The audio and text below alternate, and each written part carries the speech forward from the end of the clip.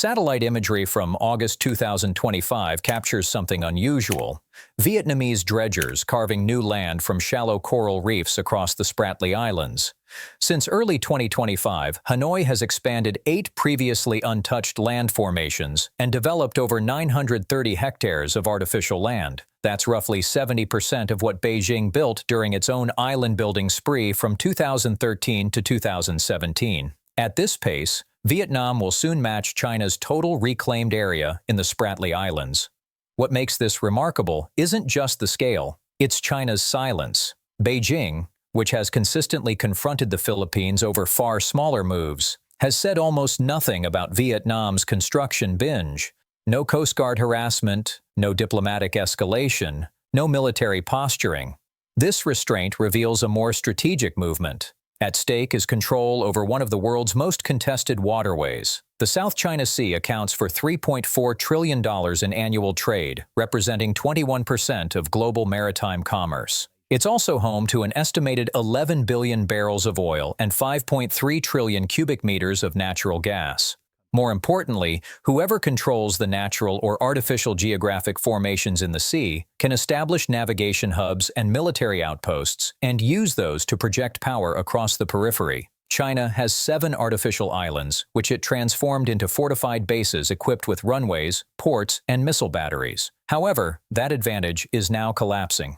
In recent years, Vietnam has upgraded 21 of its 29 controlled rocks and low-tide elevations into artificial islands. Vietnam's Reclamation project is part of a calculated bet that hard power, rather than diplomacy, will determine who controls these waters. This is Vietnam's exclusive economic zone, but it also claims sovereignty over the Paracel and Spratly Islands. To secure both its holdings and its claims, Vietnam must be able to patrol these waters. However, it can't do that if Chinese ships only have to travel 10 kilometers while the Vietnamese have to travel 500. The math just doesn't work, and so Vietnam must build artificial islands in places it claims. For years, Vietnamese outposts were little more than concrete structures. In October 2021, Vietnam deployed cutter suction dredgers for the first time. These industrial machines can move sediment on a scale far beyond the small barges used in earlier projects. The difference is visible from space. The islands, reefs, and shores of the Spratleys that once held only isolated structures now host ports, helipads, munitions depots, and sandbars stretching thousands of meters. Take Bark Canada Reef. This 29-kilometer atoll in the southern Spratleys now hosts 2.8 kilometers of reclaimed land, making it the largest Vietnamese landmass in the island chain.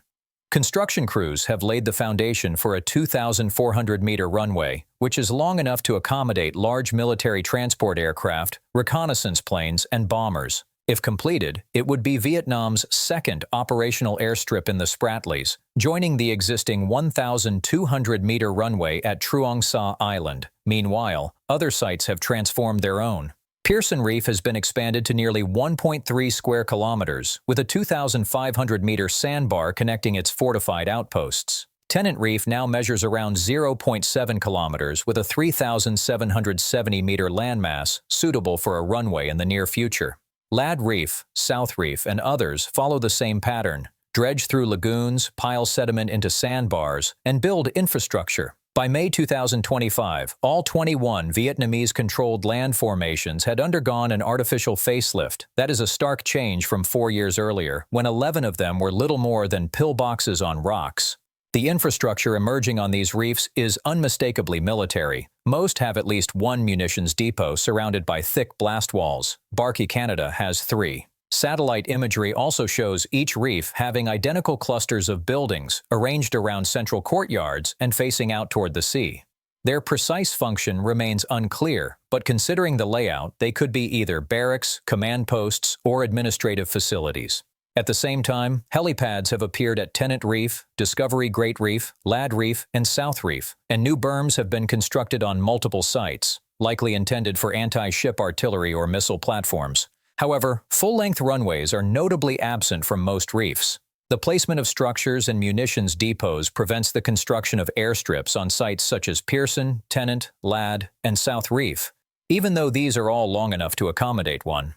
This implies that Vietnam prioritizes naval and Coast Guard logistics more than air superiority. At least 8 reefs are now being expanded, each equipped with ports capable of servicing large vessels, including Vietnam's Geopolitics-class frigates.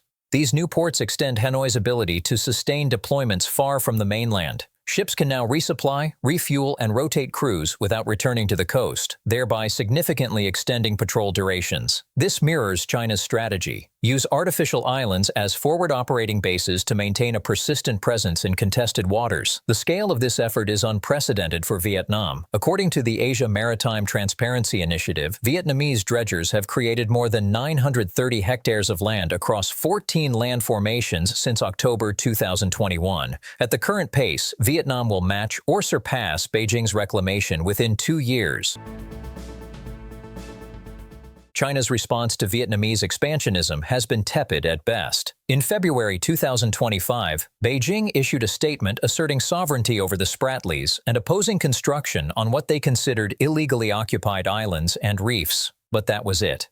The Foreign Ministry repeated the same routine statement in August, saying that China would take necessary measures to safeguard its territorial sovereignty. Yet those measures never came to pass. This restraint stands out. For years, China has forcefully confronted the Philippines over maritime disputes. In 2024 alone, Chinese Coast Guard vessels rammed Filipino ships, used water cannons to damage hulls, and deployed bladed weapons against sailors during boarding actions at Scarborough Shoal. In August 2025, a Chinese Navy destroyer collided with a Chinese Coast Guard ship while chasing a Filipino vessel, resulting in severe damage to both ships. Beijing has deployed hundreds of maritime militia boats to swarm Filipino-controlled islands and reefs, and even threaten Manila with military action if it continues reclamation work. In effect, the Philippines has drawn Beijing's wrath despite controlling just 9 land formations in the Spratleys. So why then does Beijing tolerate Vietnam's expansion while punishing the Philippines?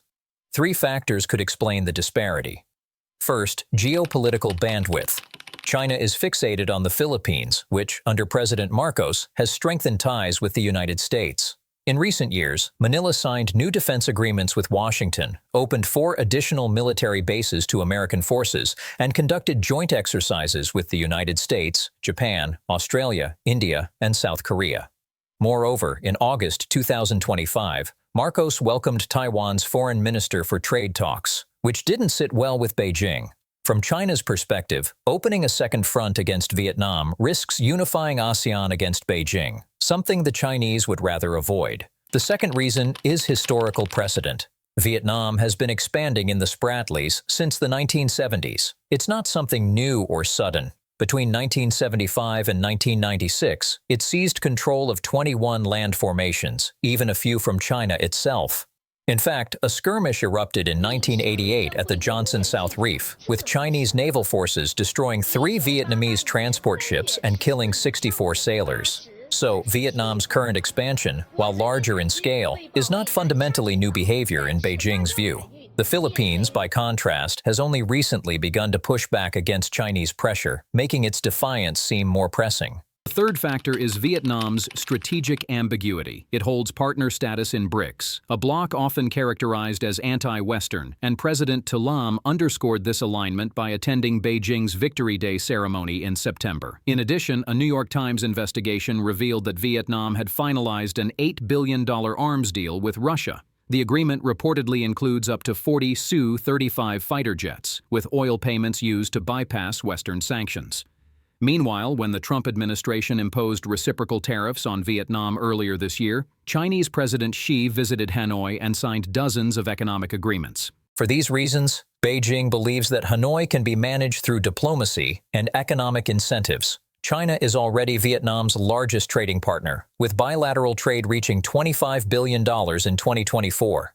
Chinese investment has also expanded sharply. A forceful confrontation with Vietnam could backfire, driving Hanoi closer to Washington and turning a manageable problem into a strategic disaster. For that reason, Beijing stays quiet. It's betting that Vietnamese expansionism, however extensive, will not challenge Chinese dominance so long as Hanoi keeps one foot in Beijing's orbit.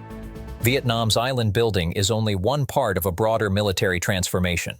In April 2025, Hanoi finalized a $700 million deal with India to acquire BrahMos supersonic cruise missiles, including both ground-based launchers and air-launched versions for its Su-30 fighter jets. The BrahMos flies at Mach 2.8 and can strike targets up to 290 kilometers away, marking a major boost to Vietnam's strike capabilities. These military acquisitions reflect Vietnam's strategic reasoning. By combining fortified islands with advanced weapons, it can block enemy access across a wide area.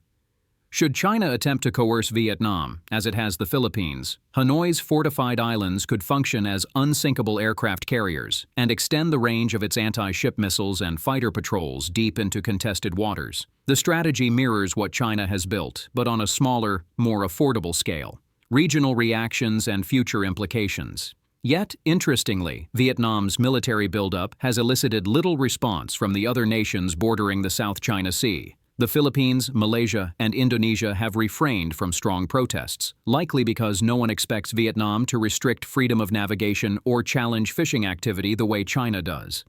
What's more, Vietnam's reclamation efforts complicate legal proceedings. The Philippines is considering filing a second international arbitration case against China, this time over the environmental damage caused by Beijing's dredging. However, Vietnam's own reef destruction undermines Manila's legal case. It's difficult to argue that China's island building violates environmental norms when Vietnam does the same, and so Manila prefers to look the other way. But in the long term, the strategic implications may be harder to ignore. If both Chinese and Vietnamese ships begin operating from the Spratleys, the Philippines may eventually decide that it too needs additional infrastructure to support a more consistent presence. Malaysia and Indonesia might then reluctantly follow suit, though once the precedent is set, the behavior could become contagious. All in all, the South China Sea has become a laboratory for power projection through cement and dredging. Vietnam is racing to build faster than China can react, hoping to shape a reality too costly to reverse. For today's facts on the water are tomorrow's lines on the map. I've been your host, MK from Faultline Intel. If you approve of what we do, please leave a comment, hit the like button, and maybe share the video. In any case, thank you for your time.